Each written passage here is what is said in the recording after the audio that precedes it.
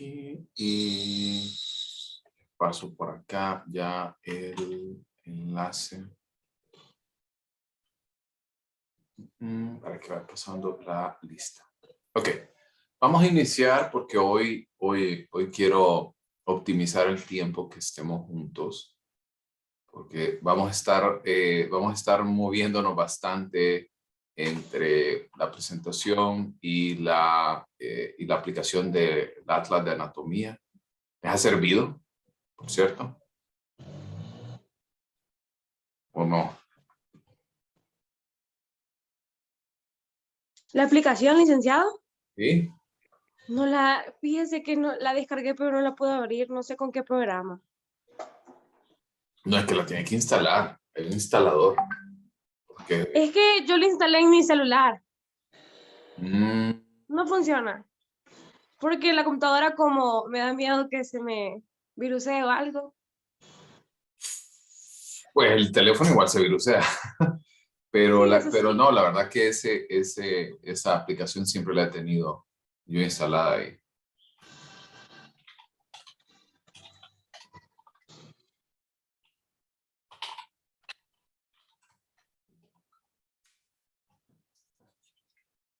Bueno, no se preocupen por ese tema. Ok. Voy a iniciar por acá, compartir. ¿Ya está viendo pantalla completa? Solo... Sí. Sí, Lick.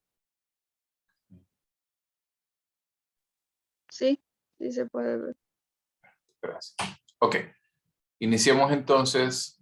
Como les decía, vamos a estar moviéndonos un poco entre la presentación y la aplicación. Que pueden ir apagando si quieren su cámara. Para ponernos un poquito en contexto, ¿verdad? Hablábamos el día de ayer acerca de, bueno, un poquito más atrás, de la maduración, ¿verdad? Desde los elementos de la placa neural, surco, luego el tubo neural y cómo va abriendo el paso para que aparezca el cerebro rudimentario, como nosotros lo hemos visto, y posteriormente, pues, vaya apareciendo ya el cerebro que nosotros conocemos. Esta situación va a estar asociada con 5 estructuras importantes que vamos a ver. Y vamos a ir desde la base, ¿verdad? Desde la médula espinal al bulbo raquídeo y demás, hacia la neocorteza. Entonces, en el caso de ayer vimos la primera estructura, que era el mielencéfalo. Sabemos que el mielencéfalo, y vamos a ver un poquito más adelante también el metencéfalo, va a estar asociado con los procesos de atención. Muchos de ellos son movimientos inconscientes, movimientos a los cuales nosotros no les prestamos atención, simplemente ocurren a través bajo nuestra conciencia. No hay una conciencia de que nosotros estemos realizando dicha actividad. Sin embargo, la formación reticular, que es otra de las estructuras sumamente importantes en el desarrollo del mielencéfalo, está asociado con procesos como atención, sueño, movimiento, mantenimiento de tono muscular, reflejos cardíacos, circulatorios y respiratorios. En este caso, como les comentaba en la estructura, estas dos estructuras verticales son el tema de la formación reticular y el bulbo raquídeo es que ustedes ven de azul, que ambos forman parte del mielencéfalo. Y a continuación, ahora vamos entonces al siguiente punto, que es el metencéfalo. El metencéfalo ya está formado por 2 estructuras importantes, que son la protuberancia, perdón,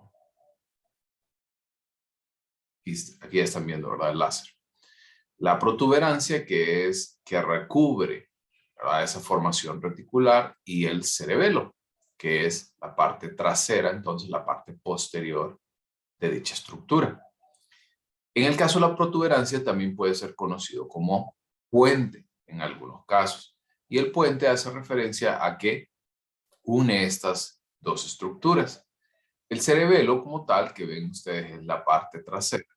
A la parte posterior es una estructura grande, tiene forma de un lóbulo y se sitúa sobre la superficie dorsal del tronco del encéfalo. Eso quiere decir, bueno, para ir adelantando un poquito, estas estructuras en amarillo son en el caso del tálamo y este pequeño espacio del hipotálamo. Y si vamos hacia atrás, ¿verdad? Esta estructura, el metencéfalo, ese es el cerebelo. Y como ustedes pueden ver en la descripción, está en la parte dorsal de todo el encéfalo. ¿Okay? Adicionalmente, esta es una estructura que a nivel sensorio-motriz tiene una relevancia sumamente importante. Cuando se ha demostrado que hay personas que sufren algún tipo de lesión en esta zona, generalmente muestran dificultades para la coordinación de movimientos, equilibrio, mantenerse de pie, caminar, desplazarse, entre otras actividades. Sin embargo, no solamente, o sea, sí se ha demostrado, se ha comprobado constantemente en estudios de lesiones en esta zona que son conocidas como lesiones cerebelosas. Y estas lesiones cerebelosas ya se ha demostrado completamente que sí tiene dificultades en los componentes que acabo de mencionar. Pero también resulta que cuando se muestra algún tipo de daño en estas áreas cerebelosas, también puede mostrar dificultades en elementos a nivel cognitivo, como por ejemplo coordinación cognitiva, en algunos casos procesos de memoria, procesos de retención, atención. Y entonces no quiere decir que solamente se restringe al control sensitivo motor, como lo que acabamos de hablar, desplazarse, moverse, entre otras cosas, sino que también puede estar asociado con algunos procesos cognitivos importantes. Solo que en este caso, pues, todavía no se ha logrado establecer una medición fiable que nos diga que sí ocurre. Vamos bien hasta acá con el caso de la estructura de la protuberancia y en el caso de la estructura del cerebelo. En el caso también de la protuberancia también están muy asociados en los procesos de coordinación. Así que ustedes ven estas dos estructuras del rombencéfalo, el mielencéfalo y el metencéfalo, pues están muy asociados con el proceso con los procesos de mantenimiento de algunas estructuras que nosotros desarrollamos prácticamente de manera inconsciente. ¿Todo bien, Azúcar? Sí, listo. Perfecto. Ok. La siguiente estructura que, para ponernos un poquito, vamos al siguiente, que es el mesencéfalo, ¿verdad? Que hace referencia entonces al cerebro medio. En el caso del cerebro medio, nosotros debemos de encontrar que se va a dividir en dos áreas importantes. Ahora bien, ¿dónde se ubica el mesencéfalo? Y quiero que se ubiquen en primer lugar donde, como ustedes pueden observar acá en la imagen, este corte que se hace es un corte transversal para que ustedes lo puedan observar. Y esta plaquita que sale del medio sale de este espacio superior al que acabamos de hablar, al mielencéfalo, al cerebelo, a la protuberancia. ¿Ok? Este mesencéfalo es conocido, como les comentaba, como el cerebro medio. Y el cerebro medio está compuesto de dos partes importantes. El primero, que es el tectum, y que lo pueden ver por acá, y el segundo es el tegmentum. El tectum está en la parte dorsal, eso quiere decir que está en la parte posterior de la estructura del mesencéfalo.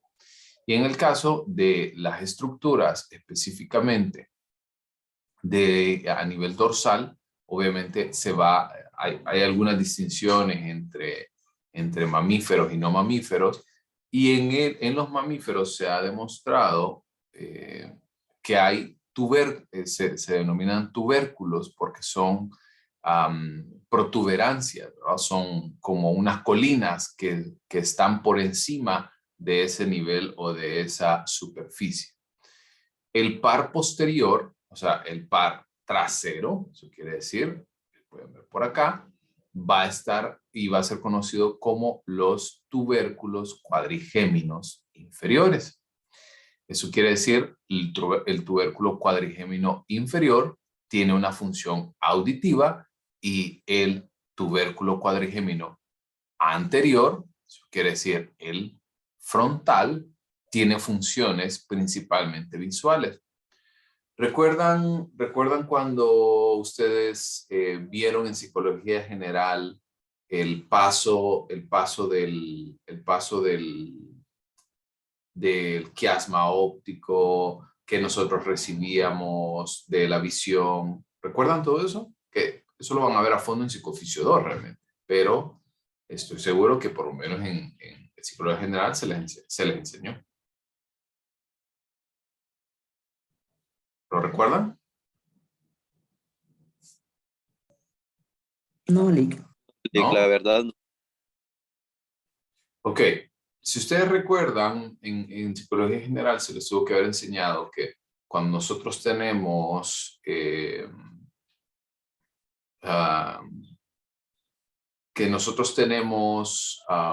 una estructura, ¿verdad? De todos los sentidos corporales. En este caso estamos hablando específicamente del ojo. Cuando nosotros percibimos en la forma de energía, que es luz, ¿verdad? Las imágenes que nosotros vemos son luz. Y cuando nosotros nos presentamos entonces ante estas condiciones, el cerebro el ojo percibe esa luz, pero al final es el cerebro el que se encarga de procesar dicha información. Y hay incluso lo vamos a ver un poquito más adelante, que hay una zona que se llama el quiasma óptico, que si ustedes recuerdan, hay una postura en la cual con el hemisferio derecho nosotros captamos lo que ocurre en el campo lateral izquierdo y viceversa. Con el hemisferio izquierdo captamos lo que ocurre en el campo lateral derecho. Entonces, ese cruce ocurre en esta estructura que es conocida como el quiasma óptico. Y previo a pasar por el quiasma óptico va a tener entonces la oportunidad de poder trabajar y de poder enviar esta información, que en este caso ahora podemos entender que pasa por los tubérculos cuadrigéminos superiores. Y en el caso de los tubérculos cuadrigéminos inferiores pasa el sonido por esa zona. ¿Okay? Eso en el caso del tecto. Ahora veamos la parte más grande del mesencéfalo, que es el tegmentum. El tegmentum es una zona ventral del mesencéfalo. Ventral, eso quiere decir frontal, ¿verdad? La parte anterior, como lo que hemos hablado hasta este momento.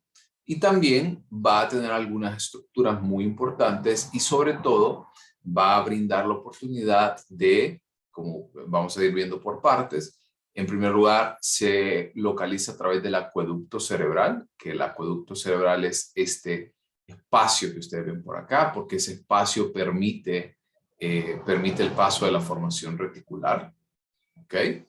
También en el caso de las otras estructuras que podemos encontrar, vamos a ver el tercer y cuarto ventrículo, que en el caso de los ventrículos son estos espacios que ustedes ven por acá, para poder entonces desarrollar diferentes elementos de conexión y de comunicación, así como en el caso de algunos elementos, esta zona puede estar muy asociada con ser el centro del dolor.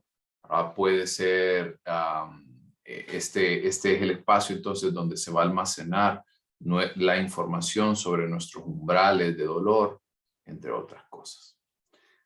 También vamos a tener dos sustancias que es conocidas como la sustancia negra y el núcleo rojo, que son estos espacios que ustedes ven por acá, ¿sí? El núcleo rojo como tal y esta sustancia negra, que también son elementos importantes en enviar y recibir información de índole sensitivo motriz.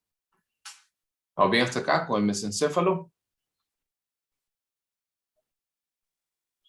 Sí, todo bien. Sí, listo. Ok.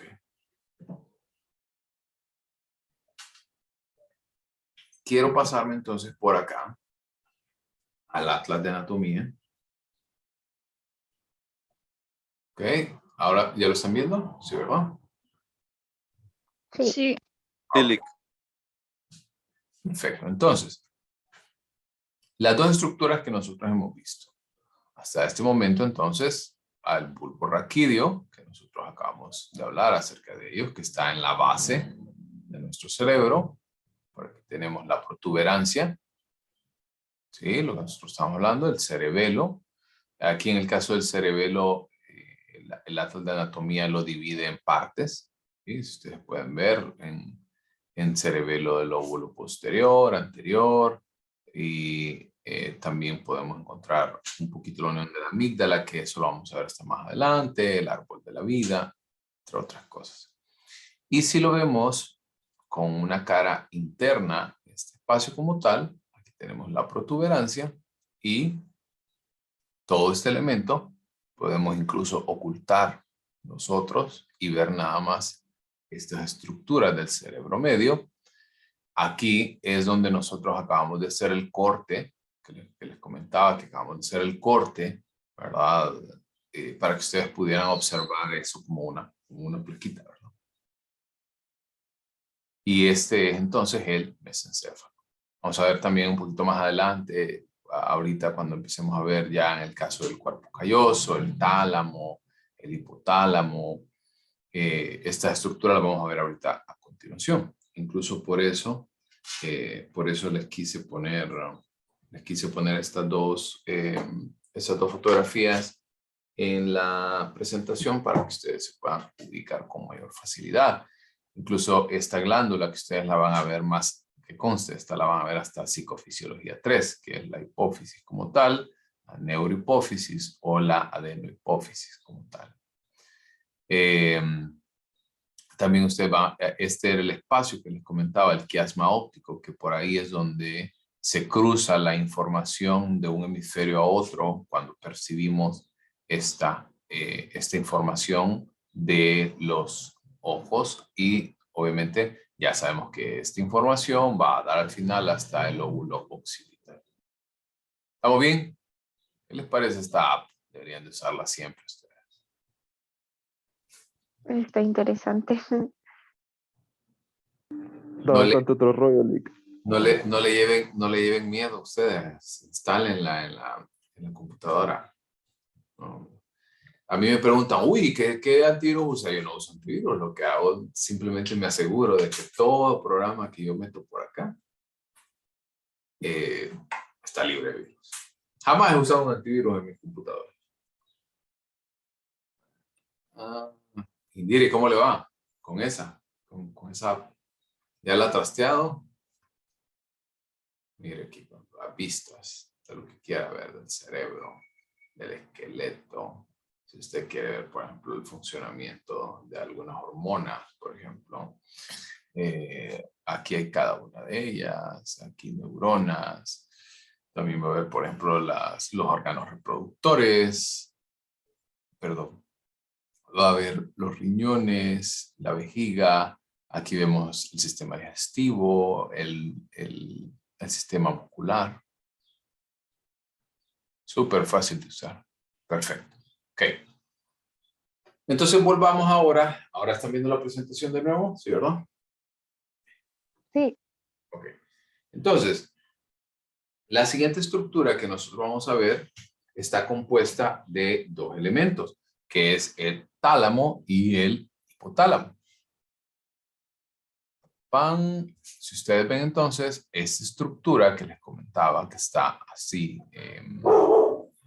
está un poquito, ¿cómo les puedo decir? Señalizada en ese color azul, y esta otra que ustedes ven por acá, también señalizada de azul. La primera estructura es el tálamo y la segunda es el hipotálamo. Y ambas estructuras entonces forman parte del diencéfalo, que es la siguiente estructura que nosotros vamos a ver del prosencéfalo. Recordemos que esa ya es la última estructura que estamos observando. El diencéfalo tiene entonces esas dos estructuras. Iniciemos por el tálamo. En el caso del tálamo, en esta imagen de nuestro texto base, está expresado, y si ustedes lo ven, es como una estructura, parecieran como mini cerebros, por así decirlo, porque tienen una estructura que se asemeja mucho a un cerebro. Y estos son lóbulos o partes que constituyen la porción superior del tronco encefálico, porque el tronco encefálico es todo lo que hemos visto ahorita, ¿verdad? El tronco encefálico va desde acá hasta esta parte de aquí. O sea, hemos visto el bulbo raquídeo, hemos visto el puente, hemos visto la formación reticular, el cerebelo, y todo eso forma parte del tronco encefálico. Cada lóbulo se asienta a uno de los lados del tercer ventrículo y los dos están unidos por la masa intermedia que atraviesa el ventrículo. Vamos a ver un poquito más adelante también las circunvoluciones y algunas de las estructuras que separan el cerebro. Estas dos también van a estar unidas, ¿verdad? Y se pueden observar de alguna manera unas láminas o capas blancas que son axones mielinizados. Eso quiere decir que están presentes, es una zona, el tálamo es una sola zona, perdón, que está muy mielinizada. Eso quiere decir que transmite y recibe información con mucha frecuencia. En el caso del tálamo, tiene la división más importante son los núcleos, y así es como se conocen, son pares de núcleos. Y la mayoría de estos núcleos se proyectan hacia la corteza. Voy a adelantarme un poquito hacia estas estructuras. Si ustedes ven por acá, esto que ustedes están viendo por acá, este es el tálamo, y algunas de ellas entonces van a tener comunicación hacia la corteza, que es como esa masa cerebral que nosotros tenemos más prominente. Ok. En el caso de algunos de estos núcleos, son muy importantes en los procesos de relevo sensorial. Eso quiere decir, reciben señales de receptores sensitivos, procesan y luego transmiten a zonas apropiadas de la corteza sensitiva. Eso quiere decir, el tálamo es como un centro de control, un centro de mando donde se aloja la información y luego se envía a las distintas zonas donde deben de ocurrir. Como por ejemplo, los núcleos geniculados laterales, los núcleos geniculados mediales, que lo vamos a ver un poquito más adelante, y los ventrales posteriores, por ejemplo, son importantes en los elementos sensitivos visuales, sensitivos auditivos y los somatos sensitivos. Eso quiere decir lo que nosotros sentimos a partir de la piel. ¿Estamos bien? Aquí, con el tálamo. Sí, Lick. Sí.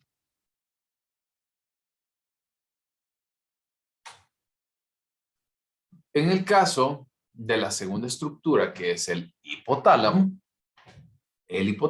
es esta estructura que ustedes ven en la imagen, y yo se las mostré también en la figura anterior, solo que aquí la vamos a ver un poquito más amplificada. Para que ustedes se ubiquen, en el caso del quiasma óptico, vamos de nuevo a la aplicación.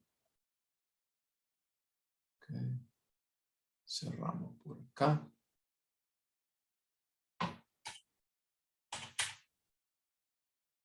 Okay. Por aquí. Y esta es la estructura entonces del hipotálamo. Vamos a ocultar los otros. Okay. Esa es la estructura del hipotálamo. Okay. Y aquí está el tálamo, como les decía. Tálamo e hipotálamo. Ok. En el caso del hipotálamo, esta es una estructura muy importante en regulaciones de procesos más, un poquito más complejos, digamos. Lo que hemos visto hasta ahorita ya son elementos principalmente de mantenimiento, ¿no? Sensación, percepción, entre otras cosas. Pero el hipotálamo realmente está asociado en muchos de los casos con los procesos de motivación. Cuando nosotros tenemos la motivación de levantarnos e ir a tomar agua, es el hipotálamo enviándonos señal que hay niveles bajos de agua, entonces por eso causa esa sensación de sed, para que entonces pueda ser suplida esta necesidad. ¿Okay? O, por ejemplo, procesos de motivación quizás un poco más complejos, el sexo, como las necesidades fisiológicas básicas, entre otras cosas. Adicionalmente, hay una importancia muy marcada, porque el hipotálamo, si bien es cierto, no es conocido como una estructura per se, ¿verdad? Como una liberadora de hormonas, pero lo que sí hace es que tiene una comunicación directa con la hipófisis, que la hipófisis es conocida como la glándula maestra, que ustedes la van a ver de nuevo en Psicofisio 3, y en conjunto ambas estructuras lo que hacen es que se comunican, reciben esta información, y en el caso de la hipófisis puede liberar hormonas que van a llegar a los órganos diana, que así son conocidos. Los órganos diana entonces van a llegar, van a recibir esta información de la hipófisis, incluso se llama el eje hipotalámico hipofisiario, y les va a decir como, hey, necesito que produzcas esto, necesito que produzcas aquello. Como por ejemplo, cuando nosotros tenemos niveles bajos de glucosa en sangre y requerimos entonces de esto, podemos enviar, la hipófisis envía al páncreas la información para que produzca entonces, vaya a las zonas donde se debe transmitir esta información y genere nuevamente a partir de la glucosa que nosotros ya tenemos almacenada a nivel hepático y a nivel muscular, para que se pueda entonces obviamente traducir en información, traducir en glucosa. Así que, como ustedes pueden ver, el hipotálamo es una estructura que está muy relacionada con aspectos de la conducta motivacional, de la conducta que nos ayuda a regular procesos hormonales, entre otras cosas. ¿Ok? Asimismo, esa comunicación que tiene directamente con la hipófisis es una manera de comunicación sumamente, ¿cómo les puedo decir? Sumamente detallada. Incluso hay múltiples estudios que lo que tratan de hacer es establecer este punto en el cual la persona hay una idea, hay un punto importante de análisis entre ambas estructuras. ¿Está bien? A ver por acá. ¿Sería el receptor un proceso de homeostasis o no vendría el caso con esto? A ver, Angie, si quiere, abra su micrófono para que me explique un poquito más a qué se refiere con esto. Es que como estaba mencionando, así que este es como el que enviaba las señales o algo así que recibía cuando faltaba algo, cuando debía hacer, o ese tipo de cosas. Ya. Sí. Más que ser el receptor, porque el receptor, bueno, sí lo es. Sí es un receptor también. Porque lo que hace es que recibe la información de otras zonas y entonces transmite información, recibe información y transmite información a otra parte. ¿Estamos bien? Sí, gracias. Perfecto. Okay.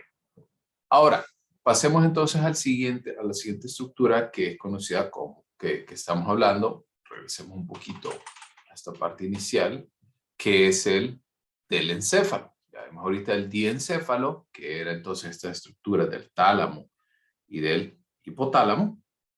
Ahora pasemos entonces a la última de las estructuras, que es el telencéfalo. El telencéfalo no creo que lo terminemos realmente porque es una de las más amplias, es una de las estructuras que más espacio abarca en nuestro cerebro. Incluso es la más grande y ya hasta este momento nosotros hemos visto muchas funciones cerebrales de mantenimiento, sensitivos, de motivación básica, de mantenimiento, de supervivencia.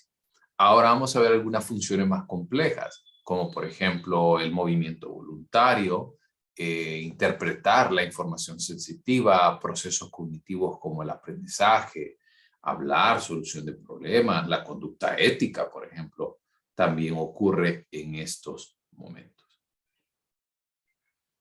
En el caso, aquí les quiero mostrar dos imágenes y quiero que ustedes me digan qué opinan sobre estas dos imágenes. ¿Qué logran ver? ¿Qué distinguen? ¿Qué se ve diferente?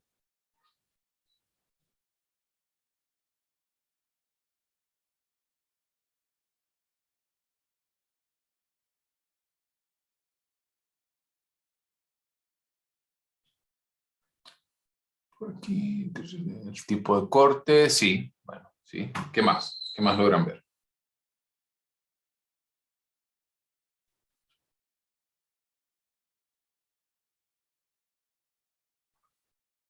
¿Qué más logran ver en estas?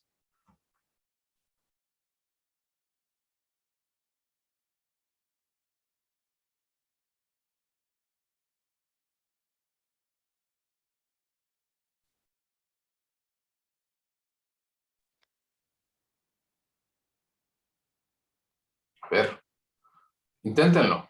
En la imagen que tiene el fondo así más oscuro, donde hay dos iguales que pareciese como una mariposita. ¿Será el tálamo? No. No, este es todo el cerebro. Las dos son imágenes de resonancia magnética y los dos son cerebros.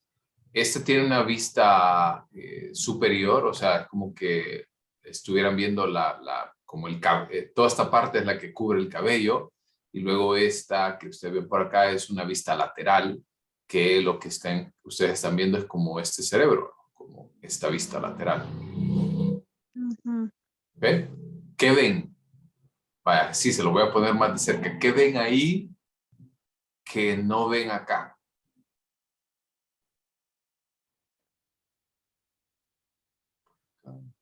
Tronco, algo más. Esa fisura que se mira ahí. A ver, ¿cuál? ¿Esto? Esa es como... Esa se mira en la segunda. En la primera no se ve. Ajá, ok. Quiero que vean algo, por ejemplo. Si ustedes ven acá en esta figura, en la primera, la de la izquierda, sí se logran ver esas, ya lo vamos a ver adelante el nombre que reciben, estas cisuras, ¿sí? Ok, lo logran ver. Y aquí no hay esta estructura tan pronunciada. Por ejemplo, ustedes ven nada más aquí hay una cisura. Pues les cuento cuál es la diferencia entre estos dos cerebros. El primer cerebro es un cerebro sano, ¿verdad? Es un cerebro que no tiene ninguna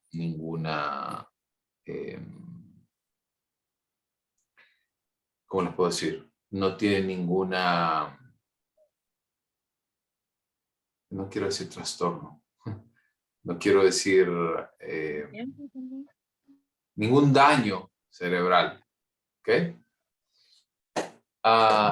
Y en el caso de la estructura de la derecha, sí presenta algún tipo de daño. Incluso este tipo de resonancias magnéticas son muy frecuentes en personas que tienen, que nacen con daño cerebral y, por ejemplo, pues se les conoce como personas con tetraplegia, que no se pueden mover, que no pueden llevar a cabo incluso muchas de las funciones corporales básicas.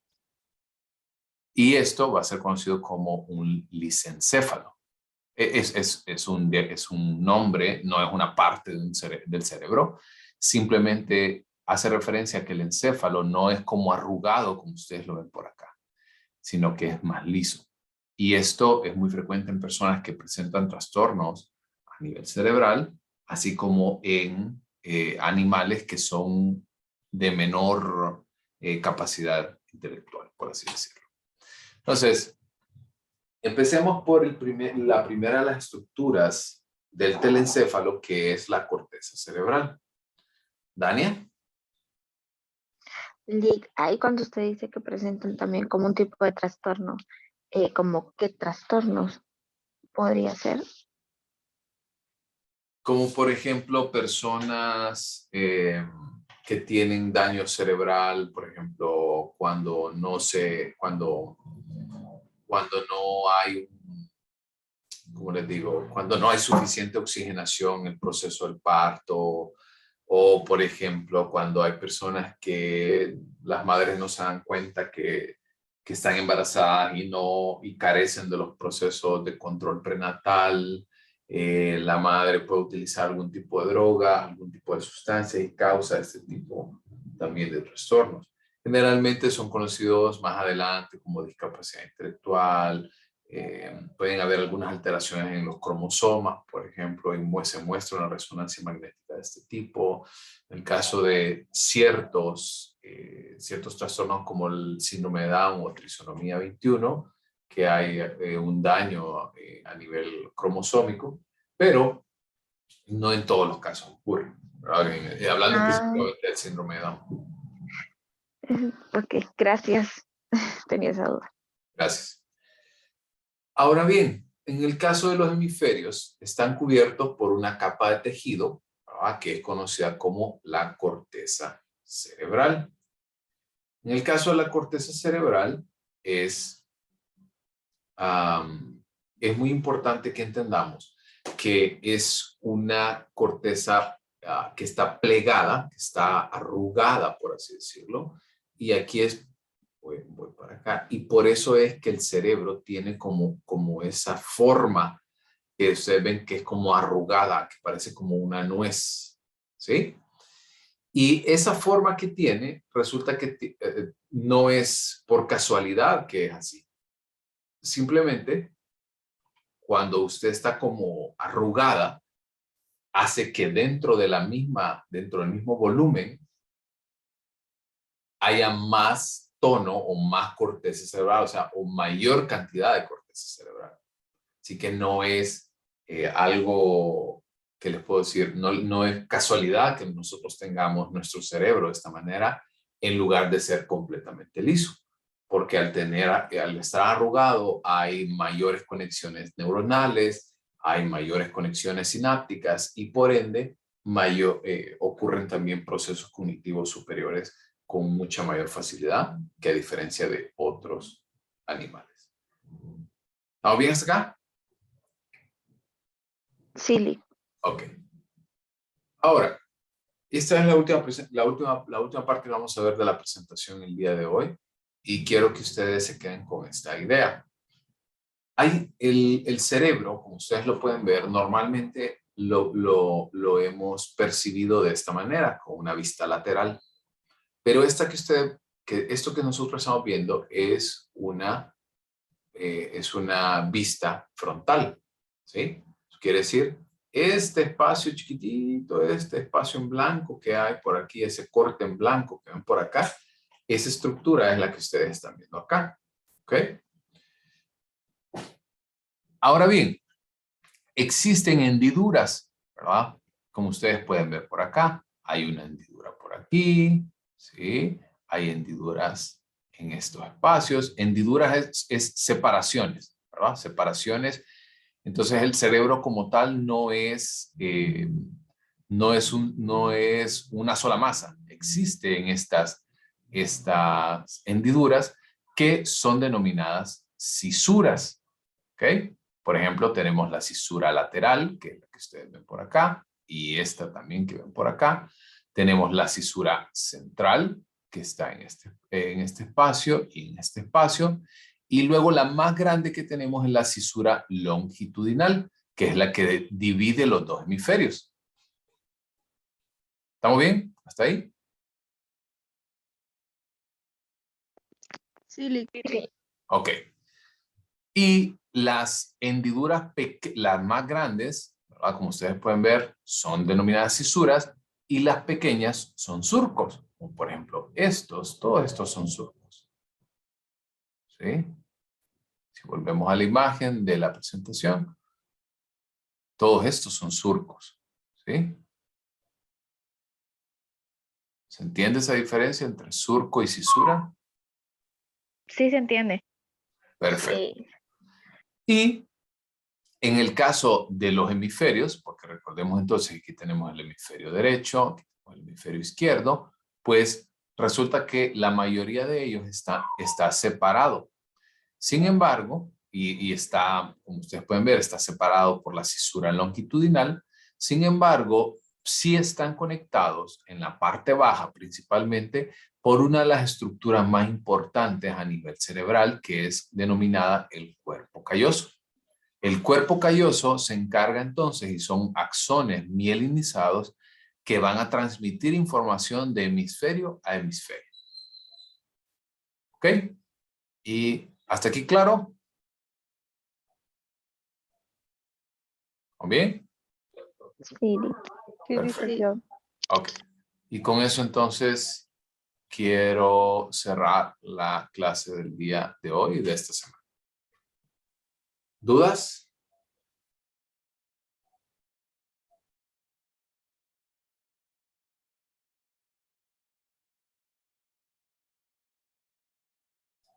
Ok. Entonces, si no hay más dudas, nos vemos el día lunes en horario regular, ¿verdad?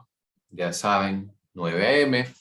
Vamos bien, no nos hemos atrasado a pesar de la clase que perdimos el día lunes. Vamos bien con los tiempos, así que no nos vamos a estresar, por lo menos en este sentido. ¿Okay? Y por ahí, este fin de semana vamos a tener trabajo y vayan avanzando. Ya saben los capítulos en los que nosotros vamos a tener. Recuerden que la unidad 2 y la unidad 2, 3 y 4 son un poquito más cortas que la unidad 1. La unidad 1 duró casi 4 semanas. La unidad 2, 3 y 4 va a durar aproximadamente entre 2 y 3. ¿Okay? Entonces, ya dentro de poco casi estamos preparándonos para la siguiente evaluación. Así que bueno. Feliz fin de semana, jóvenes. Pórtense bien. Cuídense. No anden buscando cosas que no se les ha perdido. Y nos vemos el día lunes. Gracias. Gracias, Lick. Gracias, Lick. Buen día.